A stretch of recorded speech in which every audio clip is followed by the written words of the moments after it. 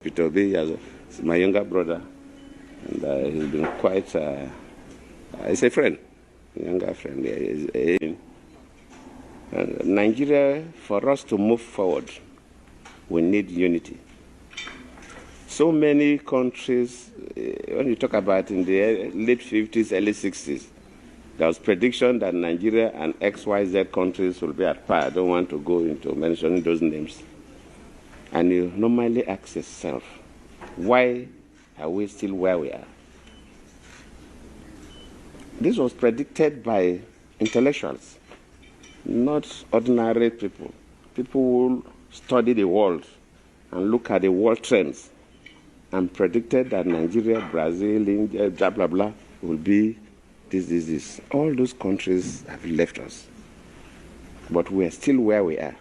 And we Nigerians must ask ourselves one question. Why have we not been able to move with others? There is, in terms of tribal sentiment, racist sentiments, and so on, it's almost every nation. But the degree we have in Nigeria is very debilitating. It's what is pushing us backward. We have a country that we don't believe we belong into that country. Most of our leaders will say Nigeria is not a nation. We have different nationalities. It's a geographical expression, all kinds of terms. And I believe that the young people especially, if we must move forward, we must leave those sentiments aside. Every nation, every country, they have their own history. A Nigerian must see himself as a Nigerian. And we must see ourselves as one. And if I am the president, if the best person to hold a particular office is either from Enugu or from Ibadan or from Sokoto or from Yenagua or from Calabar, it doesn't matter. And until we get to that point, as a nation, we cannot move anywhere.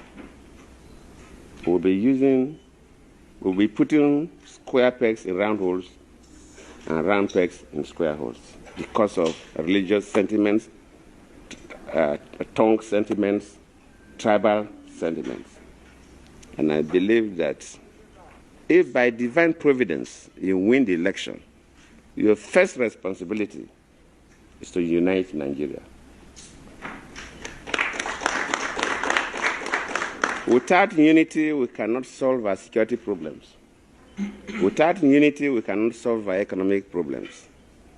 So if you unite Nigeria, that is the beginning of a new Nigeria and a revolution, development or otherwise, that will take place. I've been listening to comments from, of course, the political leaderships, and sometimes even our supporters do more damage than on our behalf. And I must commend you because your utterances so far have not shown any division. I must commend you on that. And just your media, social media supporters. But to you, nobody has made any negative reference about your vision for this country. How are we going to be protected in this Biafra? Are we not going to suffer the same fate that possibly maybe the Igbo man is complaining in the mother Nigeria? Yeah. Is that the reason why we've never had an Igbo president? Well, the reason why we have not had an Igbo president is that you people, what's your population? We are plenty. You don't have effective political demand. It will happen if we want it. If it will happen if we tilt to the side of justice. If who wants it? If we as Nigerians. Tell me any Nigerian who is a strong beneficiary from the proceeds of greed and loot of the commonwealth of this country that will be in support of someone who is going to come to sanitize and fix the system. Why does it feel like Igbos are Nigerians on paper but not in practice? I would always say that's a hasty assumption. We have Igbo leaders who actually are not in position for our best interests. I am 1,000,000% of the opinion, okay, that Nnamdi Kanu should be free. We'll definitely not want to support it because definitely Peter Obi is more of a nationalist than a politician. An Igbo man is very brave. So I think this perspective or this culture of the Igbo man being a king unto his own self, a king unto his own household, is both a blessing and a curse. Why do you think most Nigerians fear Igbo? The agenda, and people are not asking questions.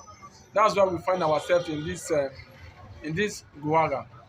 Jonathan is actually a man of the people, and Jonathan is the man that listens to the plight of the people.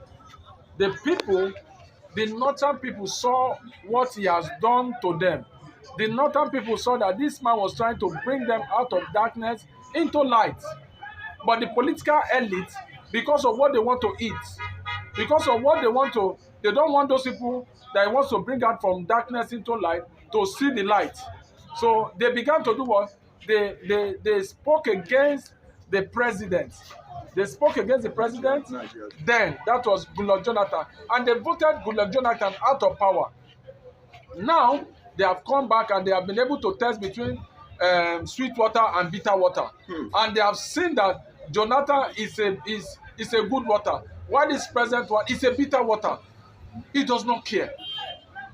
I want to say categorically, if they give Jonathan a chance, you understand, Jonathan is going to amend, reconstitute the Nigerian economy. Remember, before Jonathan was going, Jonathan handed over what they call the confab report to the late Muhammadu Buhari, that if you follow what is in this book, that Nigeria will be okay.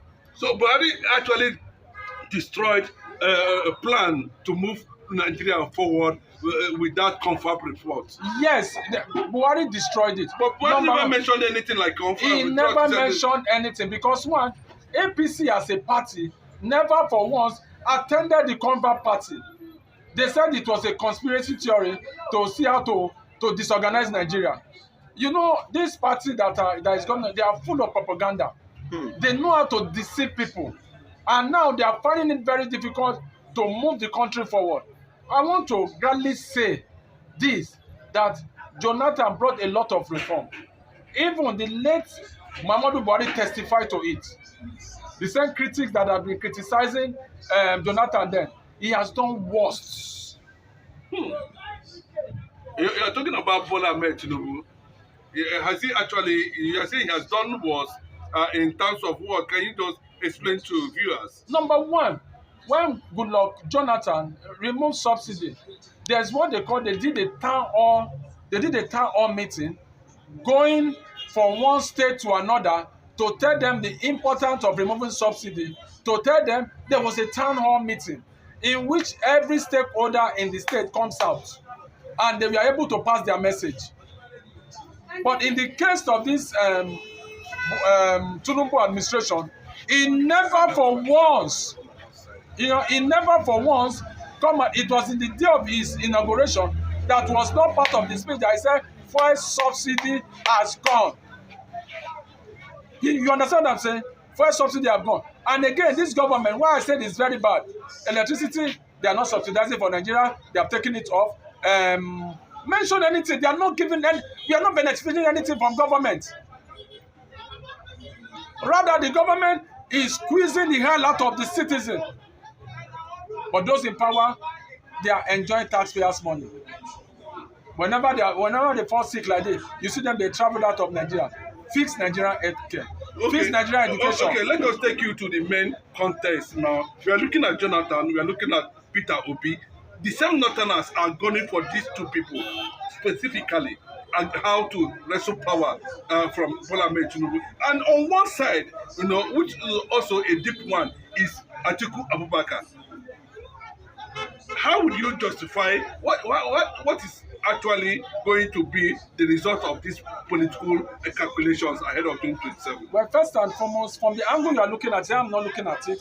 I'm going to be talking based on the party aspect.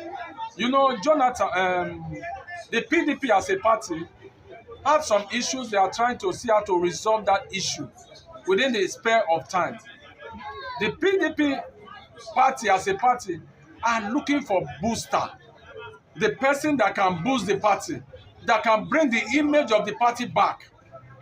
Atiku Abubakar have left PDP to go and form a coalition party. And the thinker, the brain behind PDP, the founding fathers, are saying that no, we cannot leave this party to die in our hands. They are all going in and out and say, who do we bring? What is that? Who is that person that can bring us out of where we are now? So they stretch their hand to Obi. They are stretching their hand to Goodluck Jonathan. They are trying to do the permutation to see how to remove this Gugaga, this government that is terrorizing the people. The citizens. The citizens. So PDP is also re-strategizing. In November, they are going to do their convention. They are going to change the National Working Committee. You know this is why they are going to change the National Working Committee. They are going to change it because there are a lot of National Working Committee that are working for Wike. Betrayers. So by then, we will now know that PDP is set for the election of 2027. Go and check the history of APC. They have never done a convention to elect a party chairman. Instead of selection. They just come, they just select, they just interim, that's what they have been doing. Okay, let me put this question correctly to you. There's this observation that the Fulani North are actually trying to use Jonathan Obi, to divide the South and pave way for transformed Tinubu APC-led government to win 2027. Well, 2027, I don't want us to look at Fulanis. I don't want us to look at Fulanis. Fulanis, they are political knowledgeable when it comes to politics.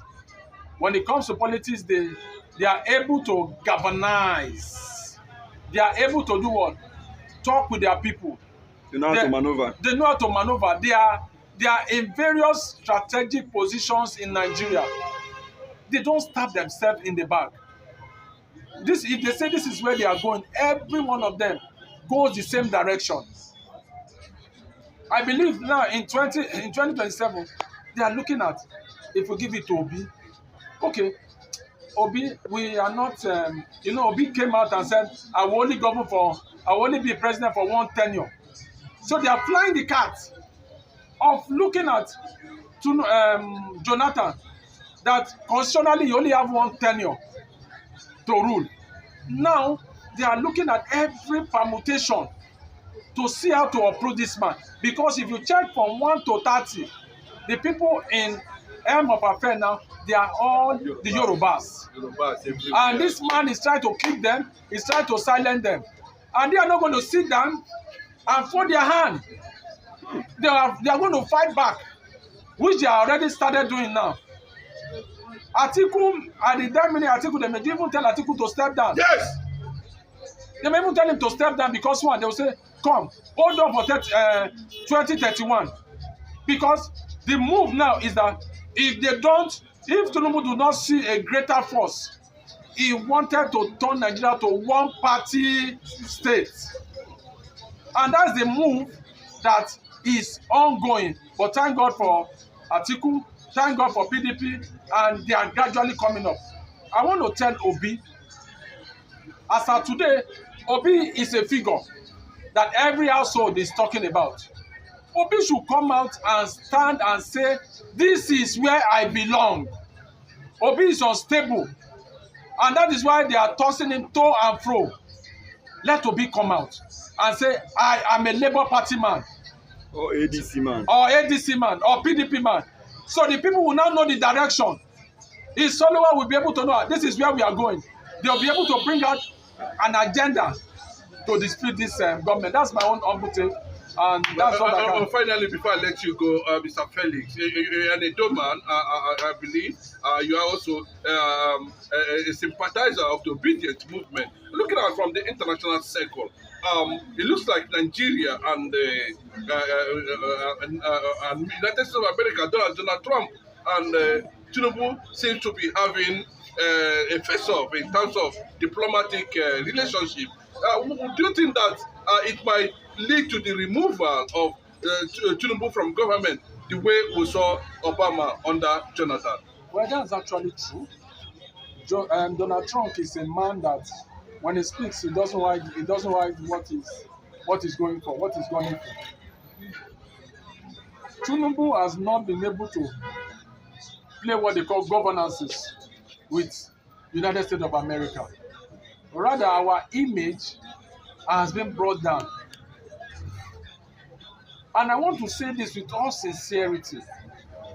Tinubu is a one-time president. He's a one-time president. Go and mark my words. Because all what he was saying is my own turn. It's my own turn. He was desperate to say, at least just make me, just call me Mr. President. And I want to say this, America and the international community, once they back anybody, that's the final mistake. And I want to say, Nigeria, let's watch and see how it goes. Well, finally, before we'll talk to our viewers, Tinubu might, like when you say Yorubas have taken over the Nigerian position of authority, and this is, don't you see, are you not seeing resistance from any means that possibly want to remove Tinubu from power, that he might lead to disintegration of Nigeria, free Mazi Nnamdi Kanu, and the rest becomes story and disappoint everybody at the end of the day?